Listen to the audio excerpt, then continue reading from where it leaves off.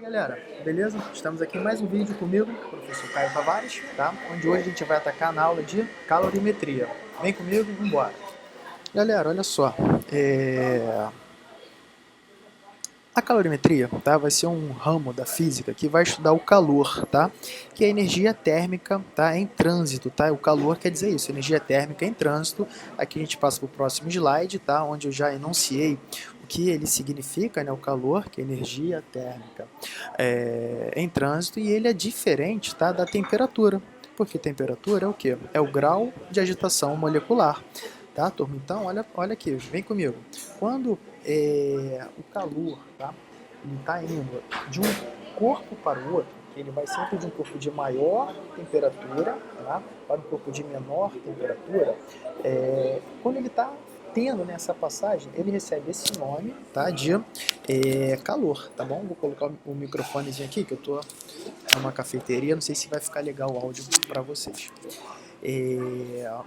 Mas então, pela lei da termodinâmica, naturalmente, o calor passa de um corpo mais quente para um corpo menos quente, tá? E quando essa passagem ocorre, ele vai receber o nome especial de calor, tá bom? Tranquilo. A temperatura, né, tem a ver, né, quando o corpo está mais quente, ele tem uma maior temperatura, ela tem a ver com o grau de agitação molecular que as partículas possuem, tá? Eu coloquei um programinha aqui que vai ficar bem legal para a gente visualizar. Olha só, deixa eu achar ele aqui. Esse aqui, olha só, que legal. Onde a gente verifica, tá? É um programinha que depois, se alguém quiser procurar, é o programinha FIT, tá? De uma faculdade lá dos Estados Unidos. A gente pode pegar um objeto, um tijolo, por exemplo, colocar ele em cima de um local, vou ligar aqui os símbolos de energia, a gente vai pegar um termômetro, que é um instrumento que mede a temperatura, vou colocar ele aqui, a gente verifica que à medida que a gente vai fornecendo energia para o corpo, vocês verificaram que os zezinhos passaram daqui para cá, a gente verifica que à medida que isso vai acontecendo, o termômetro aumenta a sua temperatura, olha lá, os zezinhos, né, que querem dizer energia, nesse caso térmica, passam para o corpo e olha ali a temperatura do carinha aumentando. Show de bola? Perfeito, a gente verifica que eles possuem, né, uma certa ligação. Só que a temperatura, turma, é isso daqui, ó. Passei para outro programinha já. É o grau de agitação molecular. A gente tem aqui um gás, nesse caso é o neônio. A gente verifica que as moléculas dele estão bem coesas, tá? A gente tem aqui uma certa temperatura, ó, 14 Kelvin, que é no sistema internacional a unidade de temperatura. Quando eu começo a fornecer calor, né, para esse corpo, as moléculas começam a se agitar de uma forma maior, né? A temperatura, olha aqui, passa a aumentar, tá ok? Elas passam até para o próximo estágio, né? Para o próximo estado, perdão. Elas estavam provavelmente no estado sólido, passaram depois para o líquido e agora provavelmente estão no gasoso na temperatura de 67 Kelvin. A gente verifica que as moléculas estão bem o que? Dispersas, né?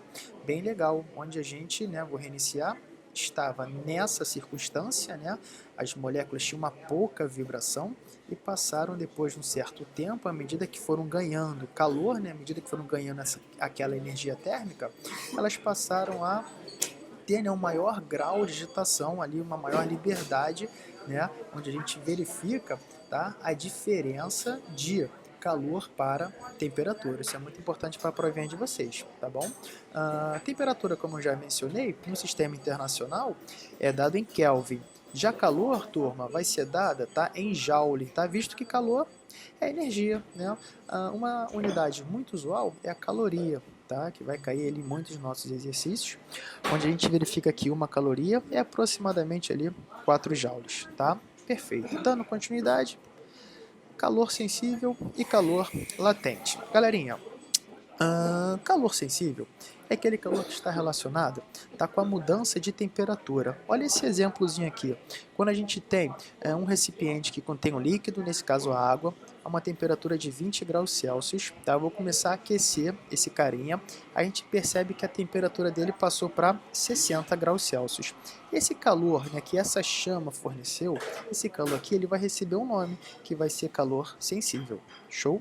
Já quando a gente tiver um outro exemplo, um cubo de gelo, a 0 graus Celsius, tá? A gente começar a aquecer esse carinha.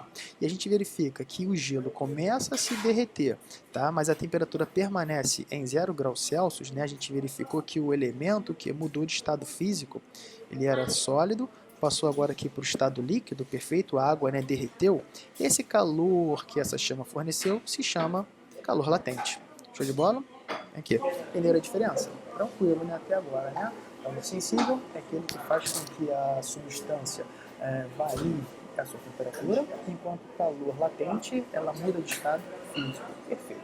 Continuando, a equação, turma, de calor sensível é essa daqui, olha. Ele vai ser dado, o calor dado pela letrazinha aqui, vai ser dado por MC delta θ, né? Delta T nessa foto, tá? Onde M vai representar a massa do corpo, tá?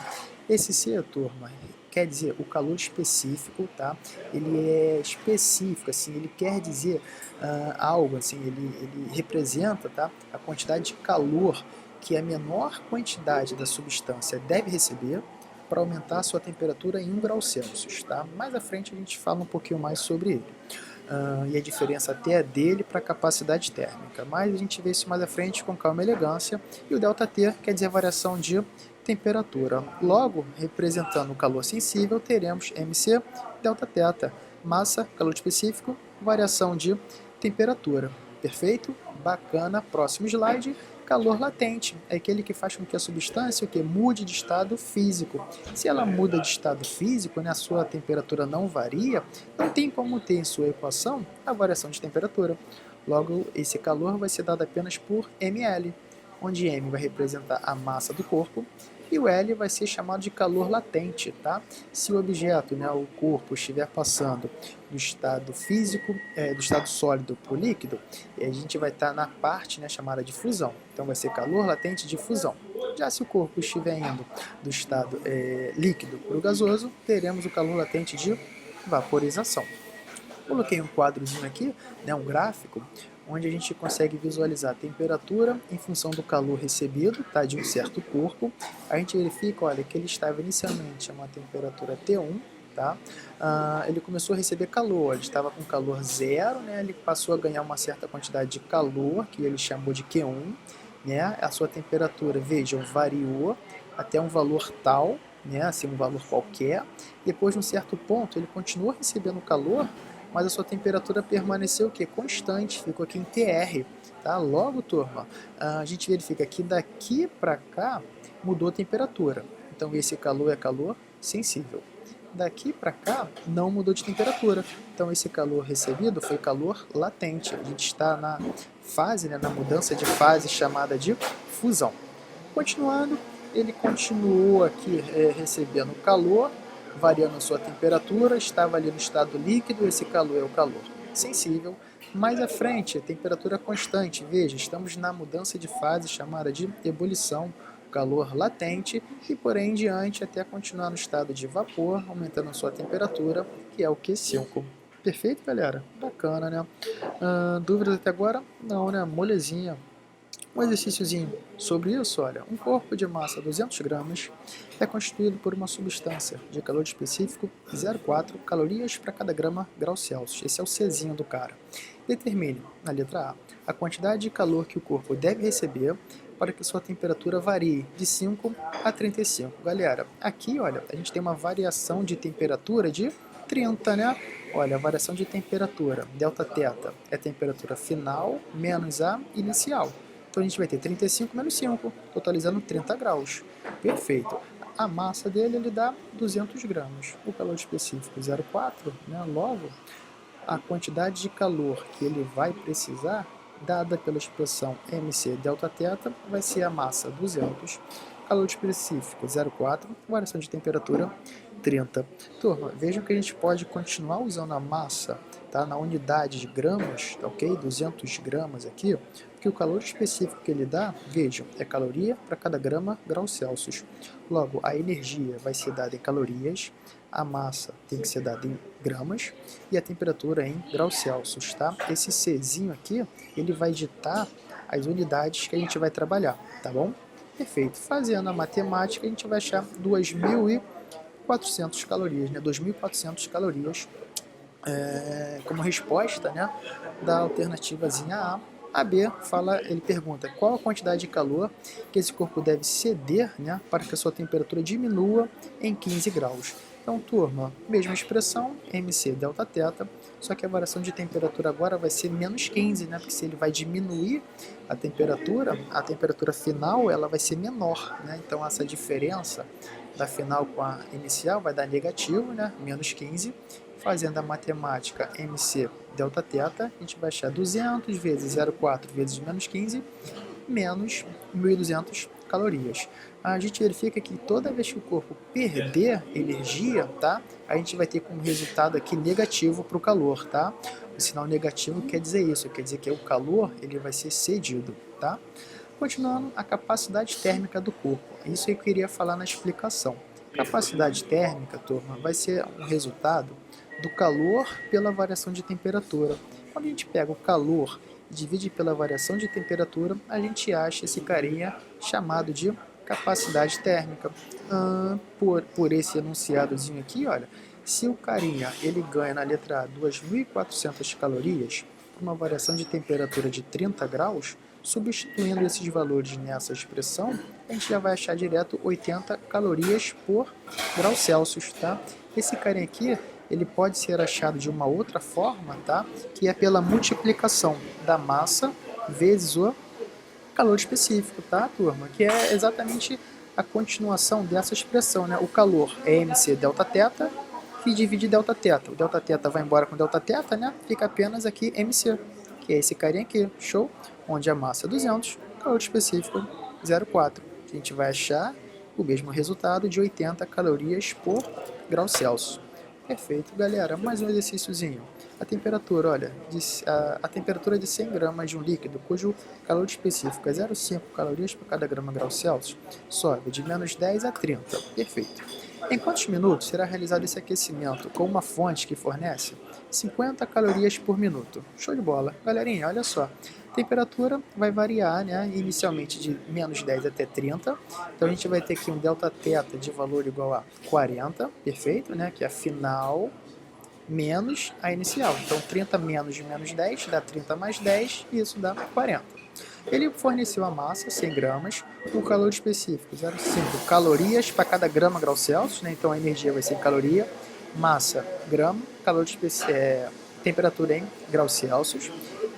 O calor que esse carinha vai receber vai ser dado pela expressão mc delta θ, né, que é macete, né, eu gosto de usar isso em sala de aula, onde m é a massa 100, calor específico 0,5, variação de temperatura que a gente achou 40, essa matemáticazinha dá 2.000 calorias. Turma, olha só, se a fonte fornece 50 calorias por minuto, então a gente tem 50 calorias para 1 minuto. Se eu preciso de 2.000 calorias, eu vou ter em quantos minutos, né? Regrinha de 3 aqui simples e direta, né? Multiplica aqui, ó, os meios pelos extremos, né? Tia Teteca falava para multiplicar em cruz, né?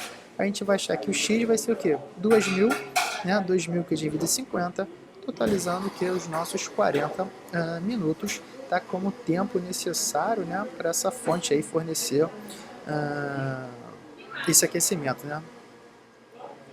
Perfeito. Galerinha, deixo aqui uma frase para vocês, para ajudar nessa caminhada, tá? Árdua de concurseiro, mas mantendo a trajetória vocês alcançam o objetivo, tá? Que é: pessoas de sucesso não nascem assim. Elas se tornam bem-sucedidas estabelecendo o hábito de fazer coisas que pessoas sem sucesso não gostam de fazer. As pessoas de sucesso nem sempre gostam de fazer tais coisas. Elas apenas seguem em frente e as fazem. Do escritor Dom Marques. Galera, então é isso, tá? Espero que a aula tenha sido proveitosa para vocês, tá? Foi uma aula bem rápida, tá? Para ir direto ali ao ponto, para ajudar vocês nas questõezinhas, tá? Na resolução de questões, no aprendizado em geral, tá? Continue seus estudos, tá? Mandem suas dúvidas e é isso daí. Grande abraço, valeu!